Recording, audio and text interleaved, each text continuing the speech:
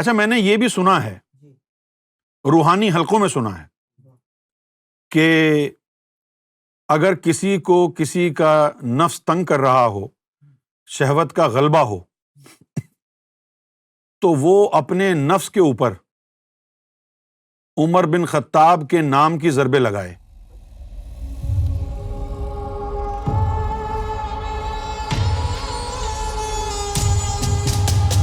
نکاح کے حوالے سے تو یہ ہے کہ جس کے اوپر شہوت کا غلبہ ہو اور وہ برداشت نہ کر سکے شہوت کے حملوں کو، اس کے اوپر نکاح کرنا لازم ہے، وہ نکاح کر لے۔ اب وہ نکاح کر لے گا تو وہ شہوت اس کی استعمال ہو جائے گی، لوگوں کی عزتیں محفوظ ہو جائیں گی، تو اس کا ایمان مضبوط ہی ہوگا نا اس سے۔ اور جس پر شہوت کا غلبہ نہ ہو، وہ بغیر یعنی شہوت کا غلبہ اس پر نہ ہو، اس کو شادی کی ضرورت ہی نہیں۔ اچھا، اب میں آپ کو داتا علی حجویری رحمۃ اللہ علیہ کی جو کتاب ہے کشف المحجوب، اس کا میں حوالہ دیتا ہوں۔ داتا علی حجویری ولی باصفا بھی تھے، شریعت میں بھی کامل تھے، طریقت میں بھی کامل تھے۔ تو انہوں نے فرمایا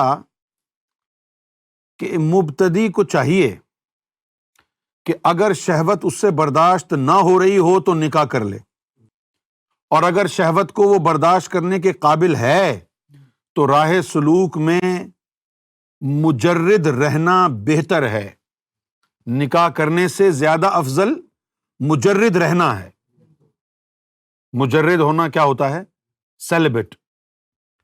ایک تو وہ لوگ ہوتے ہیں نا جو قسم کھا لیں کہ جی میں نے زندگی بھر شادی نہیں کرنی، تو ان کو تو کہتے ہیں ہم کنفرمڈ سیلیبٹ۔ سیلیبسی ہے نا، یہ یہی کہتے ہیں نا۔ تو جو شہوت پر قابو کر لے اس کے لیے مجرد رہنا بہتر ہے، کیونکہ شادی کے بعد انسان کے غافل ہونے کے امکانات زیادہ ہیں۔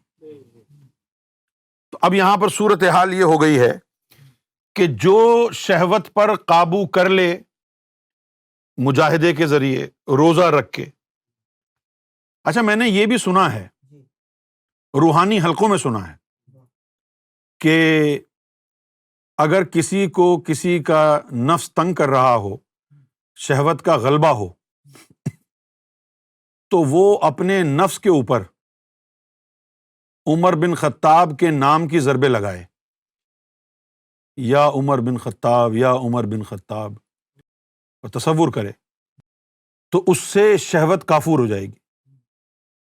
یہ میں نے سنا ہے، روحانی حلقوں میں سنا ہے کہ حضرت عمر بن خطاب کا اگر نام نفس کے سامنے لیں تو اس میں سے شہوت دور ہو جاتی۔ لیکن ایک اور بات بھی ہے کہ اگر آپ اپنے نفس کے اوپر یا قہار کا تصور کریں اور یا قہار کا ذکر کریں تو اس سے تو ہر حال میں فائدہ ہوگا، لیکن اس کے خطرہ یہ ہے کہ وہ نفس کے علاوہ کسی اور مقام پر کر دیا تو قلب بند ہو جائے گا۔ بے دھیانی میں چلا جاتا ہے نا، وہ دل کی دھڑکنوں کے پر کرنا شروع ہوتے ہیں، یا قہار یا قہار، 2 منٹ میں قلب بند ہو گیا، پھر منافق۔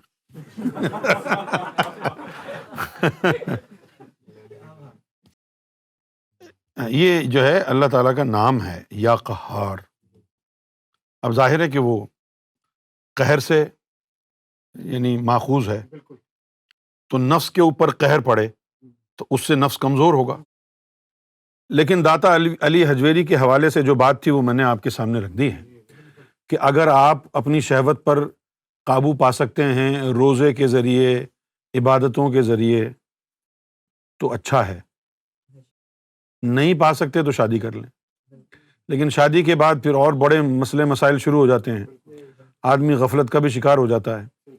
لہٰذا جن لوگوں نے جو اللہ کی راہ میں چل رہے ہیں، جو اللہ کی راہ کے طالب ہیں، ٹھیک ہے نا، جو راہ سلوک میں چل رہے ہیں، ان کے لیے داتا علی حجویری کا مشورہ یہ ہے کہ وہ مجرد رہیں، اور جب وہ اپنی روحانی منزل کو پا لیں تو پھر شادی کر لیں۔ اب آپ کو یہ فکر ہوگی نا کہ بھئی میں مجرد رہوں گا تو ایک سنت سے محروم ہو جاؤں گا۔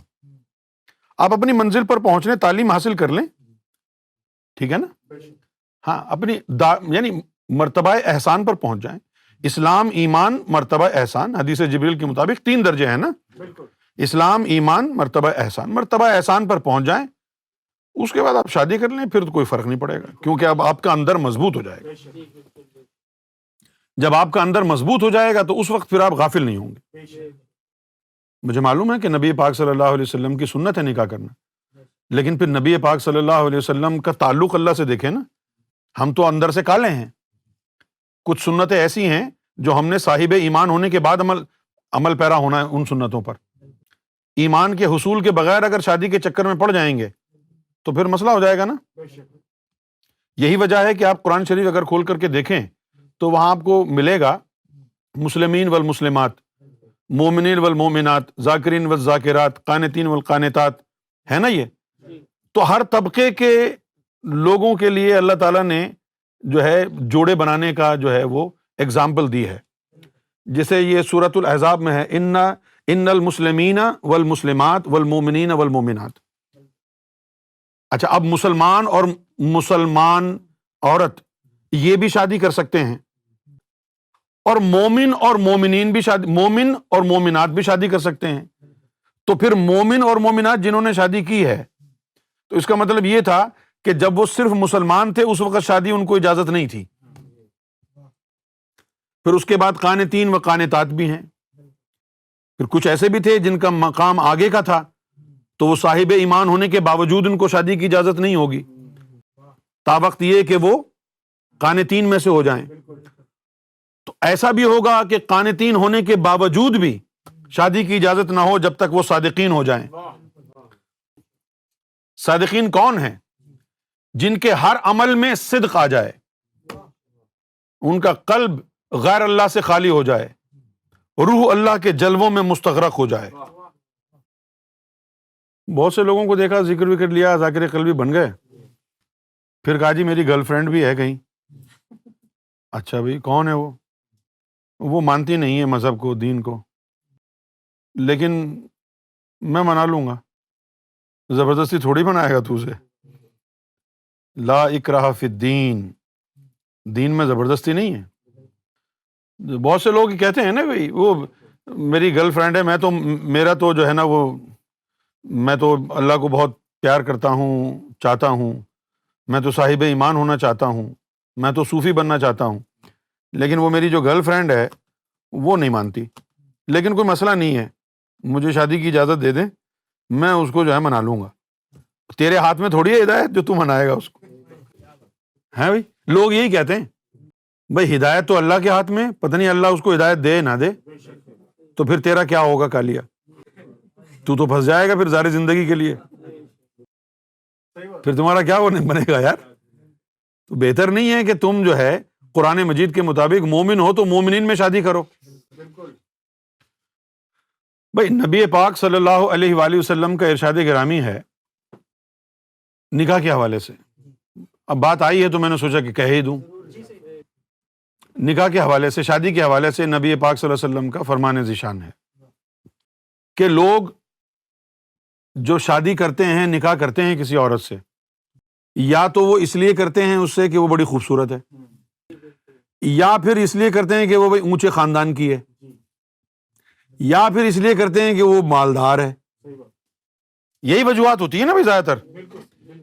یا تو حسب نسب دیکھتے ہیں آپ کہ کس خاندان کی ہے، یہ ہے نا ریتی رواج ہمارے لوگوں میں کہ وجہ اس کا خاندان تو دیکھو۔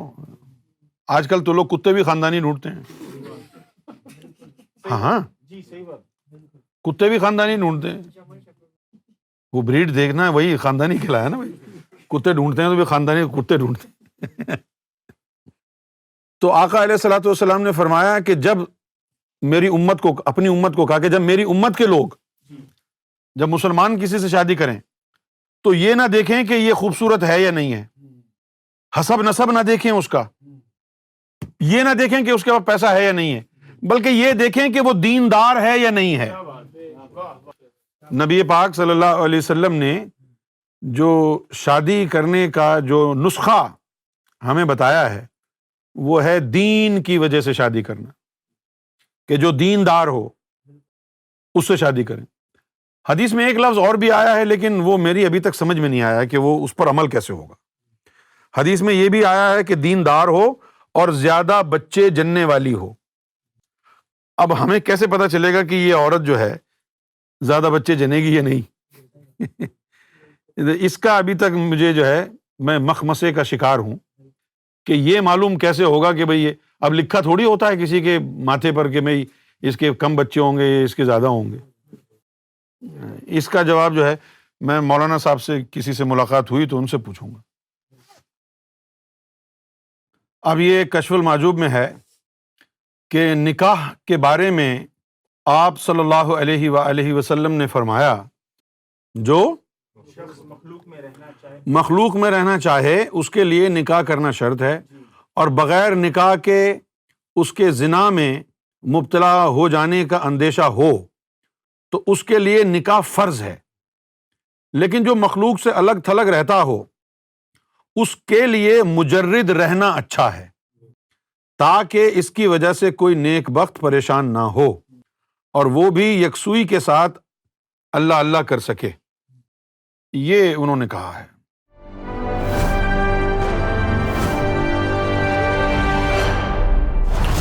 TV, bringing light, love, and peace in your life.